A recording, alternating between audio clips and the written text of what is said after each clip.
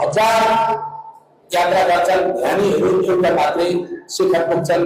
परमगुरु भगवान श्री ओशो यस्तो भन्नुहुन्छ, जति मित्र यहाँ खाली हुनुहुन्छ बाँकी हुनुहुन्छ कृपया यहाँहरूलाई म अनुरोध गर्दछु, आँखा बन्द गर्नुहोस्, मृदुण्ड सिधा, गर्दन सिधा, कोही पनि नहेर्नुहोस् कृपया। 5 मिनटको लागि साइलेन्ट, आँखा बन्द, मृदुण्ड सिधा, गर्दन सिधा, हातमा ज्ञान मुद्रा राखिदिनुहोस्। उताबाट मधुर सङ्गीत बजाइदिनु होला। सामान्य भन्दा उनीहरूले सानो बनाइदिनु है।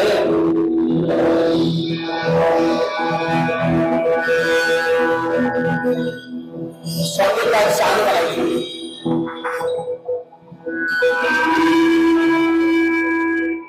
सामान्य भन्दा लामो गहिरो श्वास लिनुहोस्।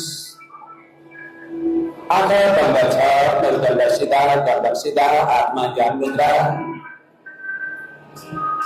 प्राण ऊर्जा दुवै नाकको वालबाट भित्र बाहिर गइरहेको छ। आउँदै जाँदै गरेको श्वासलाई देख्नुहोस्।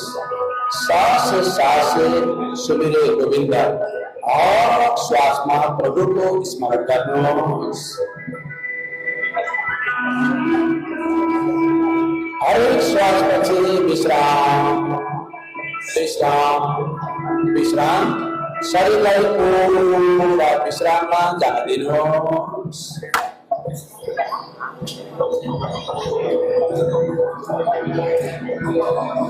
शरीरमा कुनै हलचल छैन। विश्राम विश्राम विश्राम।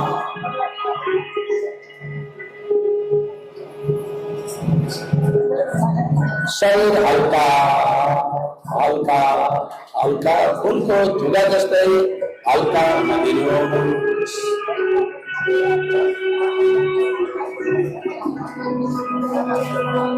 मधुर सङ्गीतका दुवै कान श्रवण गरिरहेको छ। म जानी भएको छु, जान्ने वालाप्रति सचेत हुनुहोस्।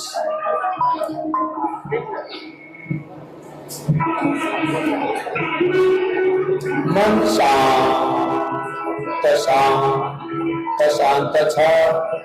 हावाहुरी नचलेको बेलाको तलाउ जस्तै शान्त मनलाई देख्नुहोस्। मनमा कुनै विचार छैन, निर्विचार शान्ति। थटलेसनेसको अनुभव गर्नुहोस्। हृदयमा कुनै भावना छैन, हृदय पनि शान्त शान्त शान्त छ।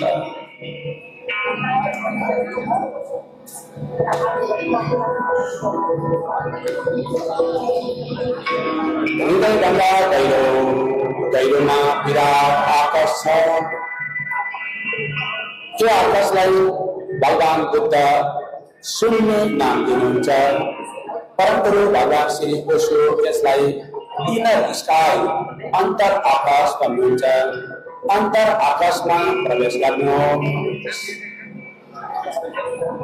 अन्तर आकाश खाली छैन, प्रभुको सङ्गीत गुन्जिरहेको छ। ओमकार सङ्गीत, बाहिर हामीले बजाएको सङ्गीत, भित्र प्रभुले बजाएको सङ्गीत श्रवण गर्नुहोस्। बन्द आँखाले प्रकाशै प्रकाश, भित्र चित आलोक छ, चैतन्यमय प्रकाश, त्यसलाई देख्नुहोस्।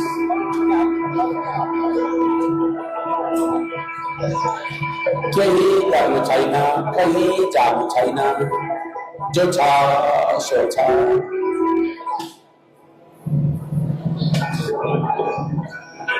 देह हूँ मैं नहीं, देह मेरी नहीं, ये जनक जिसने जाना योगी हुई। शरीर म होइन, शरीर मेरो होइन, म जानने वाला हूँ। एको विशुद्ध बुद्धम इति निश्चय वैदना प्रज्ञान अज्ञान कहनम इति शोक सुखी भव। मैं जानने वाला चैतन्य हूँ, बोध हूँ। म शरीर होइन, मन होइन, विचार होइन, हृदय होइन, भित्र झलमलाइरहेको प्रकाशको रूपमा आफूलाई जान्नुहोस्। भित्रको विराट आकाश असीम छ, सीमारहित, चैतन्यमय छ, कांसास। आकाशको जन्म छैन, अजन्म अमृत छ आकाश। केही चैतन्यमय आकाशलाई जान्दै केही मिनटको लागि डुबुल्की मार्नुहोस्। सर्वअघि त्यसलाई मानव सरोवर राख्ने हुन्छ।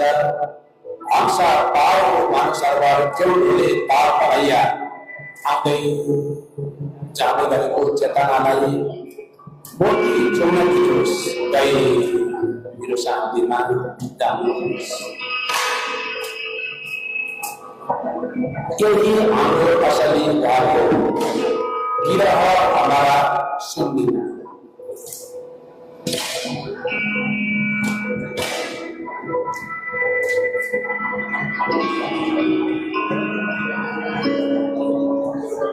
विराट चैतन्यमय आकाशलाई स्वयंको रूपमा जान्दै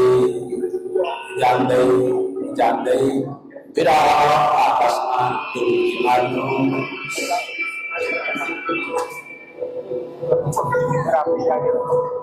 मन प्रसन्न छ, अनुहारमा मन्द मुस्कान। निष्क्रिय जागरूकता, बाहिर निष्क्रिय नदिनुहोस्, भित्र जाग्नुहोस्। I am the consciousness, म चैतन्य हुँ, जाग्नुहोस्।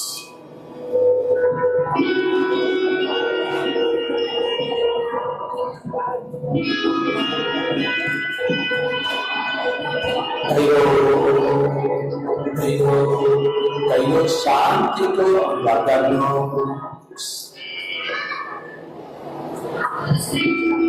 एक मिनट गई मेरो शान्तिमा आपसमा डुबकी मार्नुहोस्।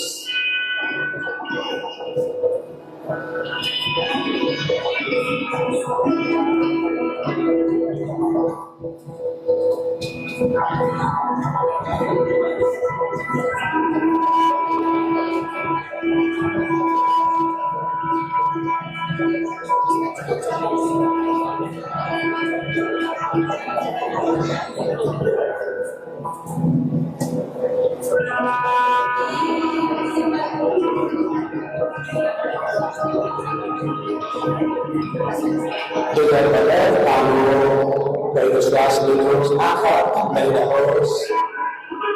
दुवै हातलाई हृदयको अगाडि नमस्कार गर्नुहोस्, प्रणाम गर्नुहोस्। आउँदै गरेको श्वासले स्वयंको मङ्गलको कामना गर्नुहोस्। लामो श्वास लिनुहोस्।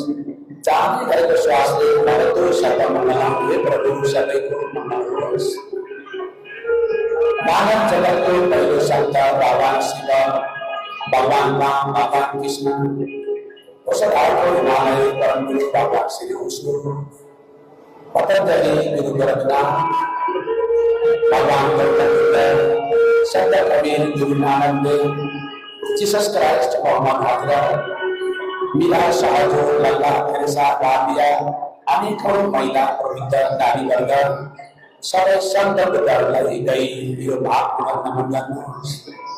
ओम सर्वे भवन्तु सुखिनः, सर्वे सन्तु निरामयाः, सर्वे भद्राणि पश्यन्तु मा कश्चित् दुःखभाग् भवेत्। ओम शांति शांति शांति। गुरु ब्रह्मा गुरु विष्णु गुरुदेव महेश्वर, गुरु साक्षात् परम ब्रह्म तस्मै श्री गुरुवे नमः, तस्मै श्री गुरुवे नमः, तस्मै श्री गुरुवे नमः। असतमा सतगमय, तमसमा ज्योतिर्गमय, मृत्युर्मा अमृतंगमय।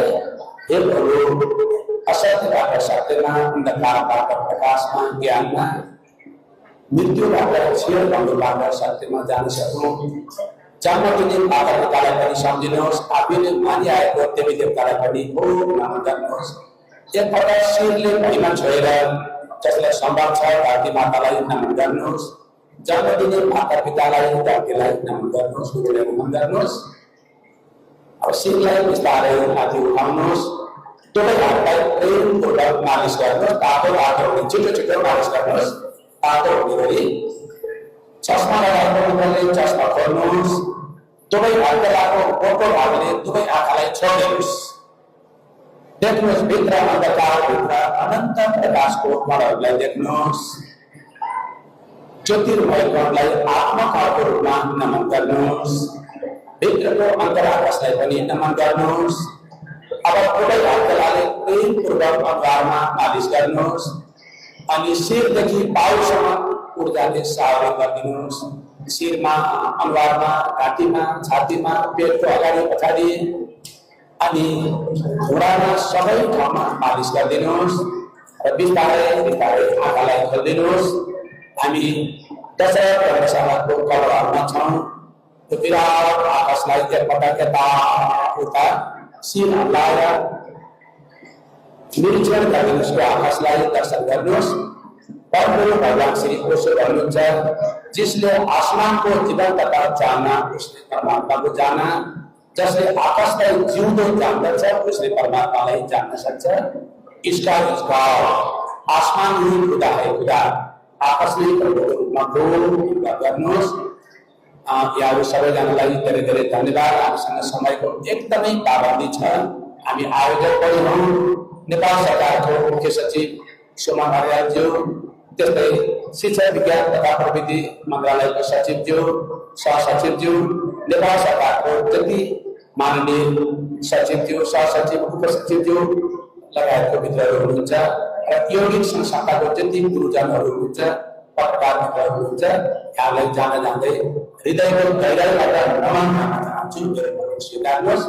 म गुरुदेव ओशो अखण्ड ओशोधारा नेपाल हाम्रो राष्ट्र दक्षिणकाली नगरपालिकाको वडा नम्बर 9 खापा खोलामा छ।